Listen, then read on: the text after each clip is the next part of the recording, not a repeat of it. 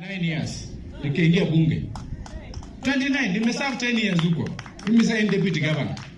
We are growing leaders. Ruto alichaguliwa 29 years. We are upcoming leaders. Tuheshimiane. Kuna PS2 mdogo huyo Molo. Anafanya kazi yake, watu waanza kutupia matope.